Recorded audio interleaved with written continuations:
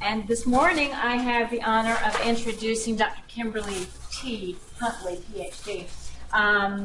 Kimberly is a visiting professor at Keller Graduate School of Management, an associate professor at Johnson C. Smith, a consultant for everything from corporate strategy to portfolio management, and a senior leader focusing on driving enterprise and vision.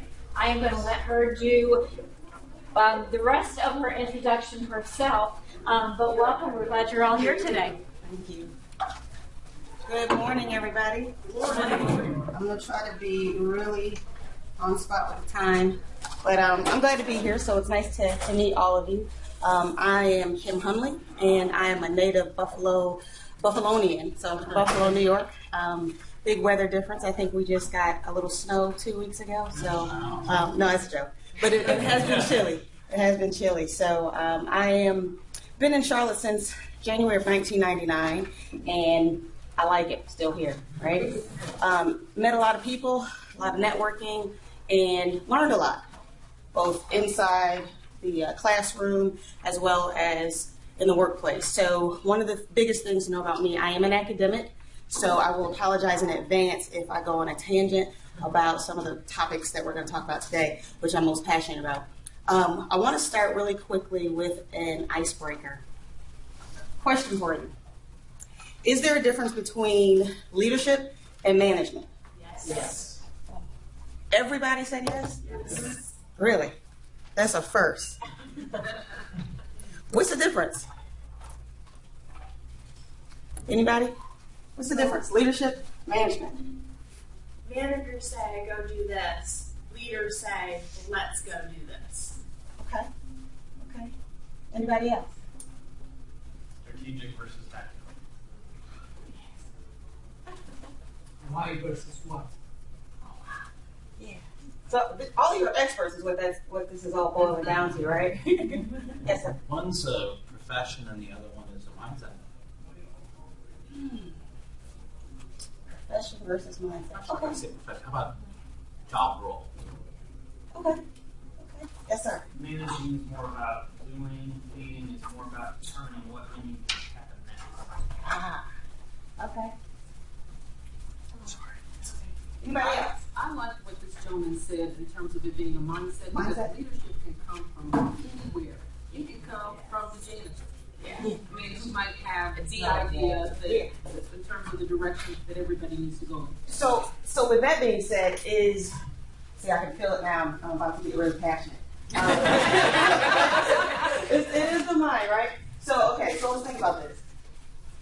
With it being a mindset, does that mean we are trained a bowl, or we're born to lead? You're born to lead. Uh-oh. The door is opening up. So, trained or born? Born, trained. I think some people can be born leaders, but I think you can develop that skill also. Okay. I do too. I think it's a combination. So what does it take to be a leader? There's like one big thing that everybody always says. I bet it's have followers. Is that what they say? Yeah. Vision. That's right. Why? Why vision? You gotta know where you're going. That's right. If you don't know where you're going, then what? Excuse me, isn't it vision and influence? Because you can have a vision, but if you can't influence anybody to embrace that, you're not going to go anywhere. Yeah. I mean, literally, you're stuck, right? Yes. So, in fact, visionaries have been shot.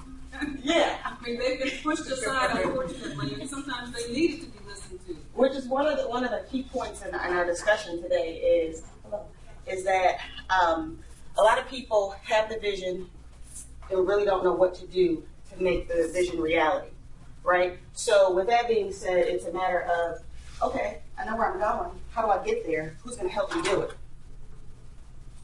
Right? That's what this is about. It's about execution. You are a PM, so you know what your role is when it comes down to strategy. Making it happen, right? Getting to the next level. I say that a lot, getting to the next level. So what else is required to be a leader? Do you have to be strategic? Yes, I think so, yeah. You have to. Absolutely. Have to. Understanding. What happens when you're not? Oh, I'm sorry, what did you say? Understanding also. Absolutely. Absolutely. Anything else? A leader versus a manager. I'd say leaders probably have the ability to take more risks than just managing. Why is that? I don't know, I'm not figured that out. Okay. Anybody else? Leaders are more risk. It's okay if you make a mistake. Failure is a lesson learned. It right? is, yes. And I think the greater the risk, the greater the reward. I Yeah. think part of that is because they have more of a long-term vision as opposed to a short-term. Yeah. Yeah. Yeah. You can make a few mistakes in the short term because you know where you're going. Right. Is it expected? Mistakes, the hiccups, the valleys. Right? Nothing's perfect. Anybody ran a perfect project ever? And all of it, yes. Right? No? So, okay. When it comes down to management and leadership, people typically think they're the same thing. Have you ever been in that boat? Leaders and managers are the same thing. Leadership and management is the same thing. Have you ever believed that to be true? Leaders manage people, managers manage stuff. I like to say managers manage people, people manage work. Right? We get paid to do a job. It's our job to actually perform, right? To be productive. That's what we get paid to do. So our leaders, where they fit into that? Yes, sir. Well, I think the leader has to set the vision, the tone, That's right. the environment. You know, is it going to be a kumbaya, we're going to do this? Is it crack the whip? Whatever that is, or the combination of, you know, that's why different companies have different personalities because of their leadership. And their leadership dictates that. They set the tone. That's me. I just want to say, I think a leader has to be an enabler, so they enable their people to be successful. Mm-hmm. Enable, empower, absolutely. You said influence earlier. Anybody else? Leadership versus management? Yes. I guess from based on this point, culture oriented and process oriented. Yes. Yes, absolutely. I think a manager can be a leader. Can a leader be a manager? Ah, that was going to be my next question. So you're a mind reader too. So what do you think? Sometimes not. True. Leaders, managers, can they be one and the same? Because I'm a leader, does that mean I know how to manage? No. The managers can lead. Managers can lead, but it's not necessarily The opposite. They don't necessarily go. Why is that? Is it a mindset thing? Managers can lead. I don't agree You're with not that. sure. Managers Okay. manage processes. They don't manage. I don't think they lead people. Leaders lead people. Managers deal with processes and procedures and getting things done. It just so happens that they have people that they're using to get that done. Leaders lead and manage people. There's a distinction, I think. Leadership has to do with people. To me, management has to do with processes. It's definitely about relationship management. I do agree with that. Anybody else? With that influence, can managers influence? Oh, sure. Don't they have some of the same characteristics, Yeah. attributes? So sometimes, and I agree with you that they're not always, a leader's not always a manager and a manager's not always a leader. But here's the thing, here's the next question. If you're a great leader, does that mean you, one, have all the answers, two, know how to get the task or the goals achieved? And no? Yes? Did I hear a yes? No? Okay. And does it mean that you are smart enough to know people who do? Yes. That's the key point is the last one, right? So if you're a great leader, but you're not great at execution, what do? You get people to Get do people it. That's right.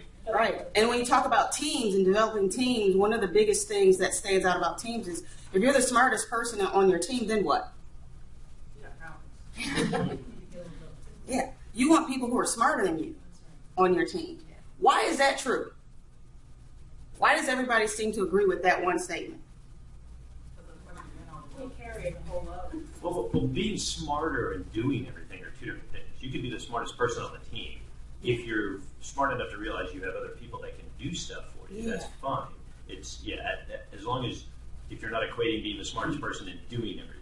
No, because delegation is necessary, right? Leveraging information and making sure that everybody participates and is engaged is necessary, right? But if you have a bunch of people who don't perform, don't add value, you're not going to get to the next level because they're stuck. What do we do?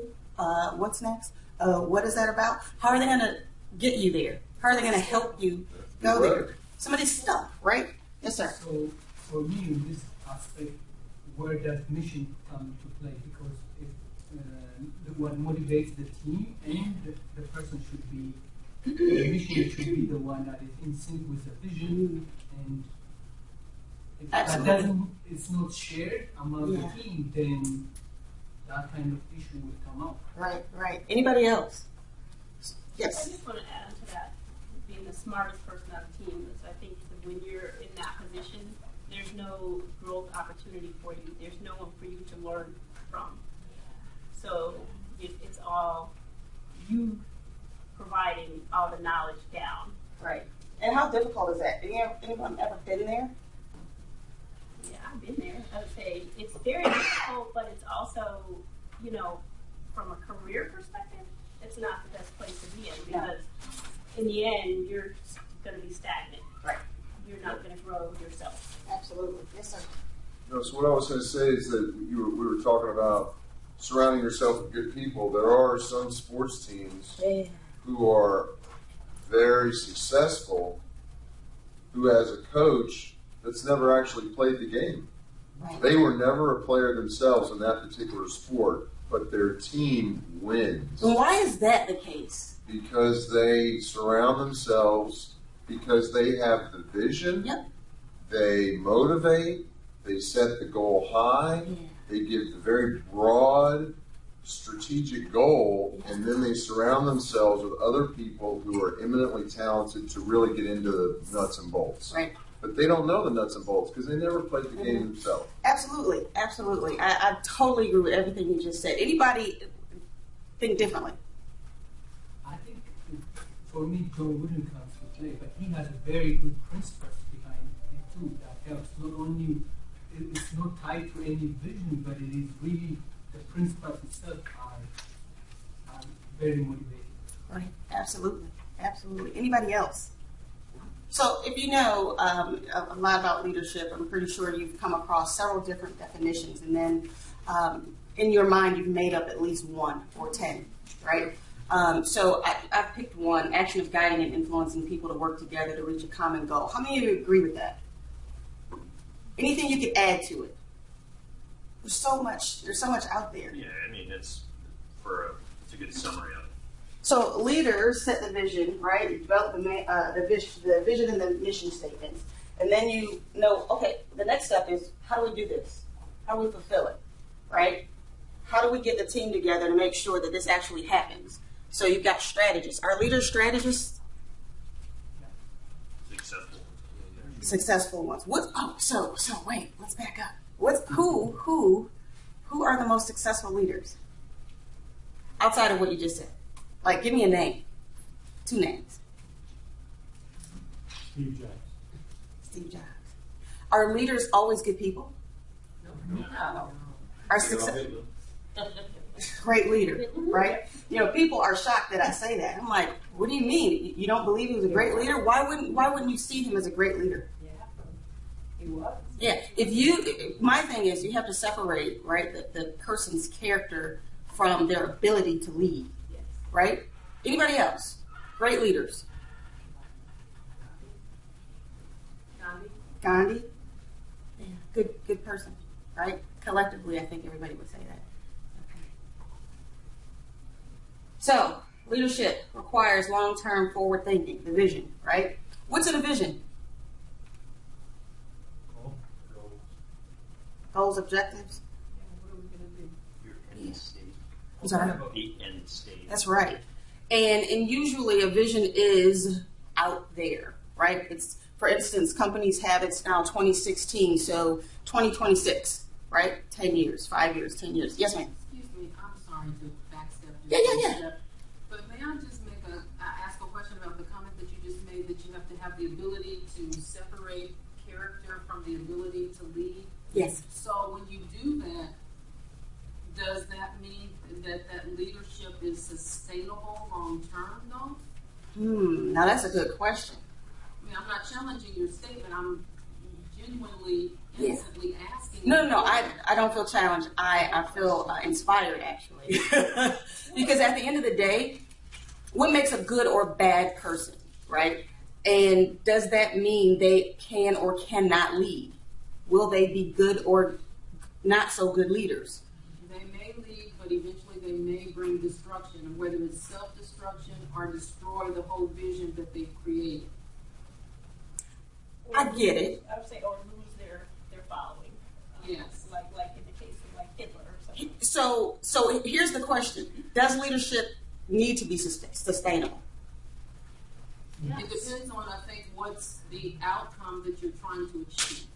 So if I'm a leader today and I achieve the vision, it's fulfilled, and then I stop. Am I always a leader because I did that one thing? No, and maybe let me say it a different way. Okay. Because again, I'm putting this in the context of project management, and typically, by nature of project or even a program, there is a starting point and a stopping point. So that's what I'm trying to incorporate the leadership concepts into that context. That's the only reason I said that. Gotcha. Okay. I'm with you. Yes, sir. On the following up on her same point, I have a question. One is, if the vision is a singular, you have a vision, and then you get people who enable you to achieve that vision is one, or you seek people who will make you more whole, and their self-expression will be a bigger pie coming out of collectively. Then that's a different sustainable vision. Then that's another question: is what kind of leadership are we talking about when we say? Is it a long-term or short-term leadership? That is the question. Because expression is a key thing, or value expression is one thing. Absolutely. Right? So vision for me is a state of value, is a value expression in a defined timeline. It's Absolutely. State diagram. So I agree with that too. So that's what I see it as. It's a state. Maybe it goes back to scope. I'm sorry. Go ahead. Oh, I just wanted to just add that I think that leadership, can have its expiration, because once you lose the ability to influence because of times change and you're just not in favor anymore, or you haven't kept up, or whatever the situation. Once you lose that ability to influence, then you're no longer a leader. But here's the question: when it comes down to character, right? The question is, good or bad, does that dictate whether or not you will be a successful or not so successful leader? Just circling it back around. I think there's a passion component to it. You were asking, once you're a leader, are you always a leader? I think the best leaders are passionate about that end state, and they're not necessarily plug and play. So if you did this end state, great, I move you over here to something you don't believe in, Right. you're not as successful. Right. So I have another question then. Can you really claim to be a leader if you, in fact, by your very nature, don't have a succession plan? Because all leaders, at some point, even if it's through death, leadership, the baton has got to be passed on, and you're not always going to lead. So if you've got a vision that is going to go across generations, like somebody mentioned Mahatma Gandhi, do you understand if that's the scope of your leadership, of what you're trying to steward and lead, that there's got to be a solid succession plan? I think that also comes into play even in the project management function, because some projects are so large, they're multi-year, multi-phase, and you've got to have a transition and a succession plan. Absolutely. Perhaps you won't always be the one leading that project. Absolutely. Absolutely. Anybody else? I think that history is full of examples of people with good and bad characters who've been effective leaders, but they've had characteristics that appeals to their support base. Absolutely. And we might look at that as, in some cases, terrible, in some cases, great. They appeal to enough people that they got behind a vision. Right. It might be a great vision, it might be an immoral vision. Right. Yes, ma'am. And leadership is not just project leadership. We're talking about leaders like Gandhi and these things. These people, or Nelson Mandela, there can't, or there has not always been able, there's not always able to be a succession plan put in place. Right, right. It's just by the nature of, sometimes leaders are born, right? Born. Yes. Absolutely. And there's the concept of personal leadership. Mm. Yes. Go into that. Well, you could be leading yourself and leading your family and leading your career and leading in your community work, leading your life, like literally. Rather than existing, just existing. Or allowing everyone else to influence you, and you, without realizing it, you're actually influencing because you never know who's really watching you. So you're a parent, your kids are watching. They may not hear what you're saying, but they're watching if your actions match your words. Right. Right. Absolutely. Anybody else? So I was missing. Someone said about having a strategic plan when, you're leading at one point, all of a sudden you're not able to lead because of death or something like that, when you have a transition plan. Well, prime example is Osama bin Laden. He was killed, but then he had followed still carrying on with his vision. So is that an example of a transition? A strategic transition? I don't know if it was strategic, or I don't know if it was strategic or not. They have to have people. That's an example of his stage, right, of the follower. Right. That's an example of the gentleman in the front row about a base of followers. Yeah. You know. They still out there trying to still do the same vision. Yes, sir. But I'm not sure I would tie having a continuation of whatever you're doing, because there's great leaders who have done something, finished, and they still remain great leaders. Right. And very influential. Patton, he was a great general. He was assigned different duties, and he did those very well, and he was a good leader, in each one of those, but they were finite. They started and it ended. It's like a project should. So, but that doesn't mean when the project ends, he's still not a good leader. Right. Or whatever he's doing is that. So I'm not sure continuation of what he started necessarily means that individual is a good leader. Right. I agree. Yes, ma'am. It comes back to the definition. You said in your definition, leadership is relative to a goal. What is the goal? Is the goal sustainability of some entity over a long period of time, or is the goal the completion of some specific task or project, or what is it that you're trying to Absolutely. And I believe we have to define that for ourselves and for the organizations that we are employed by, right? Because everybody's definition, or I'll say there are multiple definitions of what leadership really is. So whether it's sustainable or not, people have their different perspectives, right? Yes, sir. Just thinking, when I think about watching a lot of my peers managing projects, or even the things that my customers look for me to do, is it leadership or management? Because a lot of, and just because this is a PMI event, they're looking at schedules, they're looking at task lists, are things getting knocked out, are we making progress? Is it the PM's job to lead or to manage what the champion or the sponsor has said? This is where we've got to be. It just seems that where I see the champions or sponsors wanting us is in the management. Right. We want get this, it done. Get the questions brought up, but then let's get the list and let's make progress against that. Let's feel like we've got routines going. So, anybody else in that same vein? Hold on one second. Yes, ma'am. Well, I'm just going to kind of build off that and go in a little bit different direction. It's a question of, can you be a leader to a certain group of stakeholders and a manager to another group of stakeholders? So those above you see you as a manager, those below you see you as a leader. Yes, sir.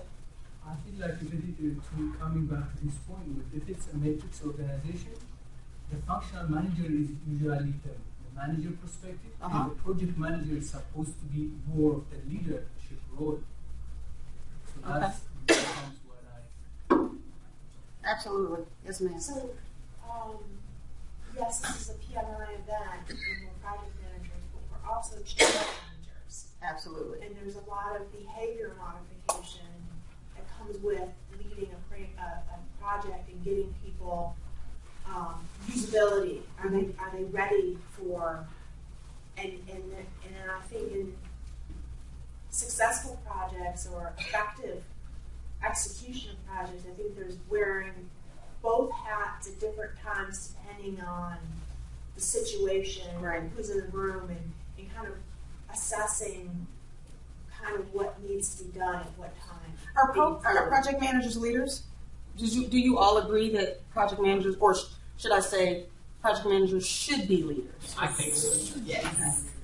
Are they? Are you? Not necessarily. Are you? Not necessarily. What? Okay. Why not? What would be the differentiator? Why? Why are not all project managers also leaders or have leadership skills? It's a function of the organization they're in. Mm-hmm. Yeah, you have limitations based upon the Limits. role. Yeah. Don't have the influence. Influence. If anybody here's ever inherited a project from somebody else, Yes. and drove it into the right status, I mean, it's a commitment. Sometimes it's like, what did you do? Yeah. I spent 2 hours with your customer, and they say I'm more involved than you were in 3 months. Yeah. So Yeah. it lacked commitment. Yep. Yeah, I think that's the distinction between leadership and management is the people part is the leadership side of it, and the processes and procedures is the management piece of it. Mm-hmm. You know, you're managing the project, getting things done. People are a resource as part of that. Right. But if you're a leader, you can then help your people understand what the end goal is, get them there, and then if you're doing it correctly, the managing the processes. Absolutely. Anybody else? It's also stakeholder management and influencing your stakeholders to Yeah. ensure that you're meeting their needs, Right. as well as the project team for the Right. goal of the project. Yes, sir. I'd be tempted to say that every effective leader needs a project manager, even if that project manager is themselves, and that combination of both is preferable. Every leader needs a PM, even himself. I'm going to write that down. If you can explain it to me, let me know. Anybody else? What's your perspective? Do you think the person's inherent? You talked a little bit about our leaders board for me. Yes. I think people are just naturally more inclined, more comfortable with maybe managing versus leading. They're Probably. drawn on different personality skills. Yeah. I know, just to your point, what's your name, sir? Mike. Mike, just to Mike's point, I know people who refuse and downright hate dealing with people. So, so they want to stick to the processes, check stuff off, let's get it done, rather than the relationship management piece. When you're dealing with people, when they're dealing with people, it's very uncomfortable. It's not the most desired state. Yes, sir. I see the wheels turning, so. Getting to the gentleman's point about natural and innate, Yes. what is the role of empowerment into this discussion? Well, so there are two pieces, right? There are two pieces. You said mindsets, right? Okay. So there are two pieces. My question. So I'm going to answer your question with a question, then I'm going to answer it myself, right? So here's the thing. As a leader, should you or should you not empower? Yes. Empower. Okay. As a manager, do you not empower, or do you? You should. Right. So the win is, I think that's subjective, right? Because when work needs to get done, you want to motivate and inspire people, not necessarily crack the whip, but sometimes you do have to crack the whip, right? But you also want to empower people to do what? Right. Manager doesn't always empower people. I mean, you can tell somebody to go do something, but you can say, before you send that out, I want to see this before you do it. You're not empowering the person. You're just telling them to do something. Telling them what to and do. then they have to come back to you for everything. So I don't necessarily think I would agree with you empower people. That's just delegating. Depending on what you do. Right. Okay. Delegating. But you got to give them the tools to do the job. Right. That's still not empowering them. You can have a computer and still not be empowered. So this brings up a great debate. Managers don't empower? Sometimes they do. I would Sometimes. say. Correct. What's Sometimes. empowerment? What do you call Well, I guess that's true. How do you define empowerment? How do you define empowering other people to do something, right? To do what? You're giving them what? It's a great way to turn it around. That's a good question. Yeah, But absolutely. is empowerment only one direction? No, I don't believe so. And it has been my experience that strong are so focused on the technical aspects of project management Okay. and look for rather than taking. Okay. Yes, absolutely. But I don't think empowerment requires total autonomy, like he was saying. I think it's perfectly acceptable to empower someone to come up with a solution and bring it to you to approve. Right. I mean, would it not, is it impossible, or you said sometimes, so that kind of leaves sometimes they're not empowering other people, but so that it's not a yes or no, it's not black and white, but some managers will sit down and say, hey, listen, this is what I want you to do. This is what we need. Do you understand? Do you think that we could do this better? Here's what I believe we can do. I want your input. Tell me what you think. Do some research. Give me some analysis on the data that I've provided you. And let's talk about it. Then let's make a plan on how to best attack this. Does that not sound familiar to you? No? Is that not empowering? Right. I think you have, I forget, you may, with your PhD, remember the terms, but the different level of delegation is, I don't trust you yet. Mm-hmm. So I'm going to tell you what to do. You tell me what you've done, and I'll make sure it's what I told you to. And at the other end of the spectrum is I'll tell you where we need to go, mm-hmm. and you figure out how to get there. Right. And if you have a problem, come get me. Right. And there are like 4 or 5 levels I know of in between. And I think empowerment is where you say, I trust you. Right. I've worked with you. I know I can trust you. The other end is I've worked with you. I know I can't trust you. And we don't want to be in that situation. Right? Right? Absolutely. Yes, ma'am. I think empowerment without enabling, can be useless because, just because someone empowers you, but if they don't, provide the enablers, if you need resources or money or something to get something done, and your leader doesn't, provide that enablement, you're not going to be successful, mm-hmm. even though they gave you the full power to go do it, but they didn't enable you.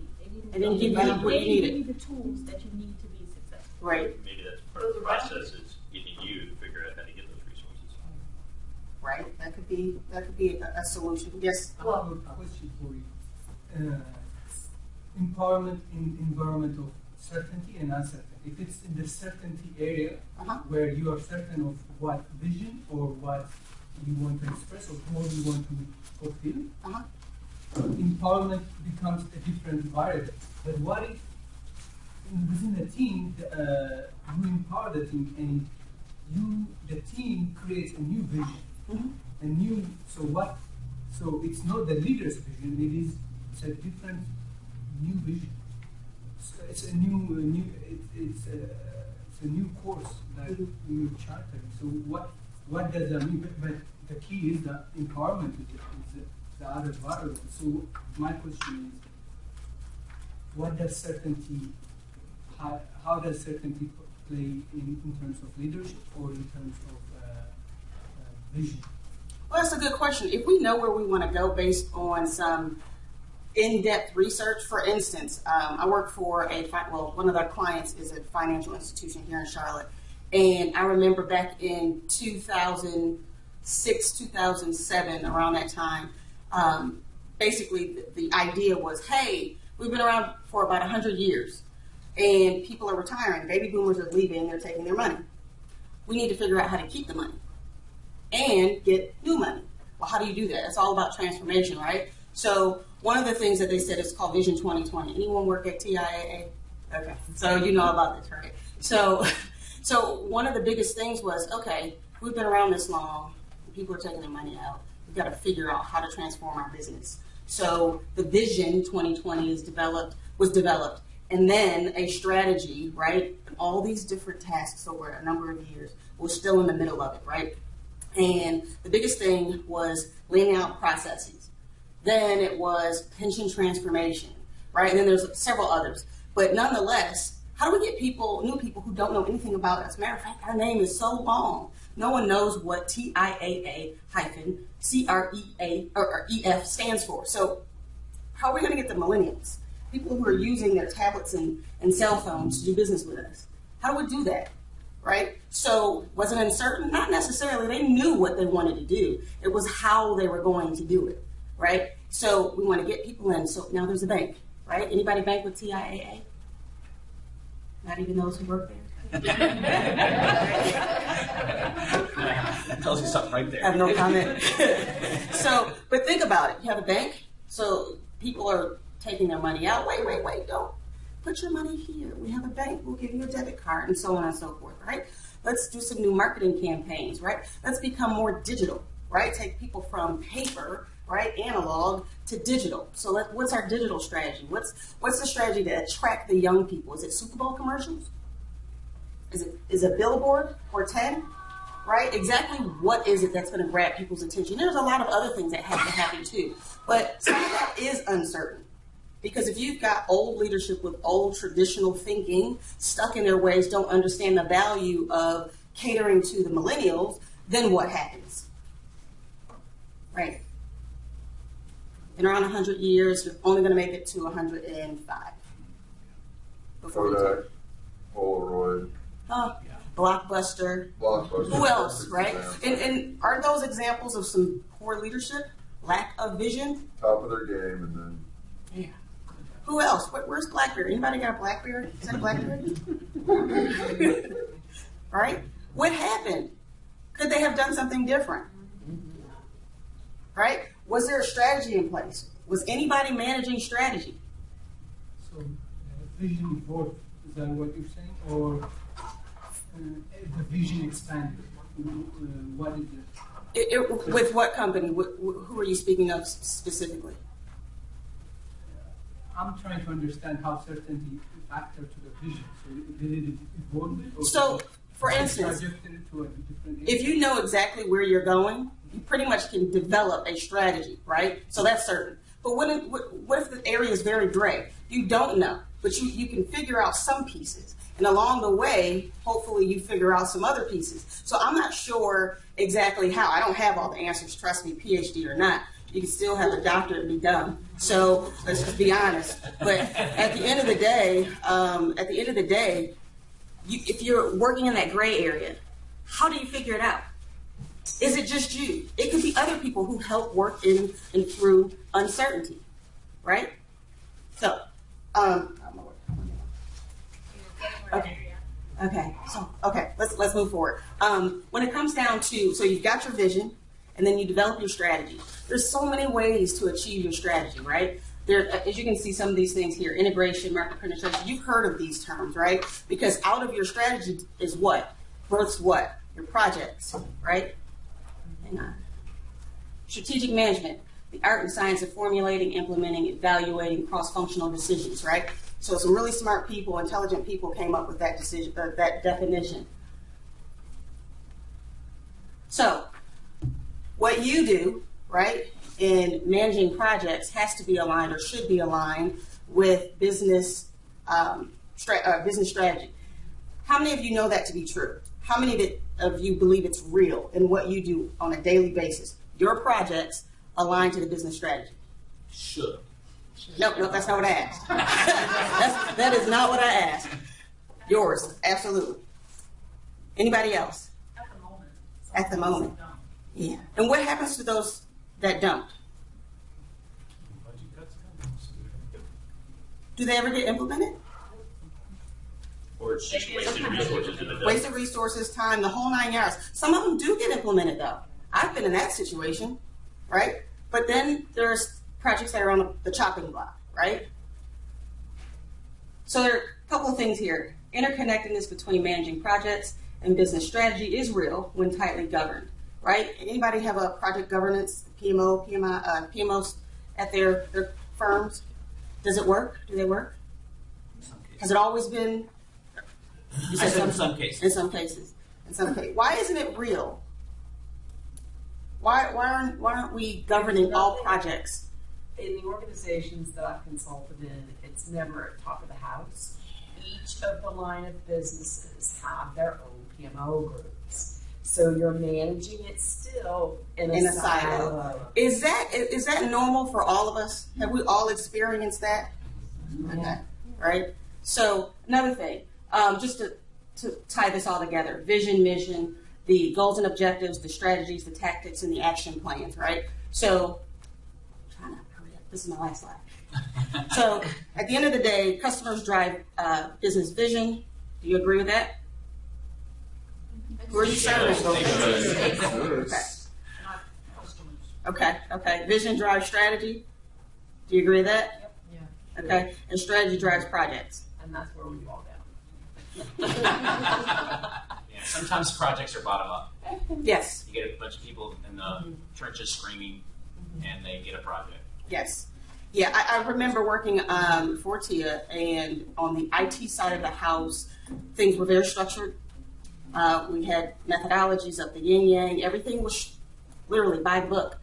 The moment I switched over to the business, it was like, oh, move that over, get that mindset out. You know, we don't do things that way. That's not how we operate.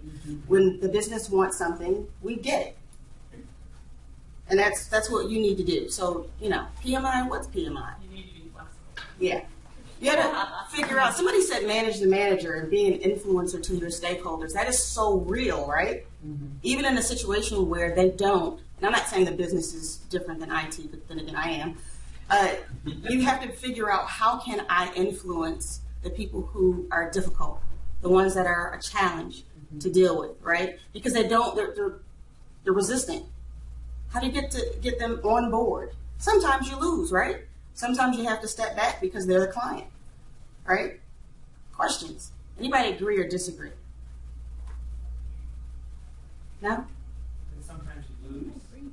That sometimes you lose that battle. Well, yeah, absolutely. And sometimes you have to lose some battles to win the war, back to the point of strategy. Absolutely. Strategy is so necessary, and without strategy execution, where you all come in as PMs, what are we doing? We're not getting there. We're not fulfilling the mission and the vision. We're not getting to the next level. All right? Any questions? Can you go back one slide and we look at that pyramid real quick? Uh-oh. There we go. Sure. Did I run over? Yeah, but we're still okay. Oh, okay. We're good. Did y'all enjoy the session today? Yeah. We're good.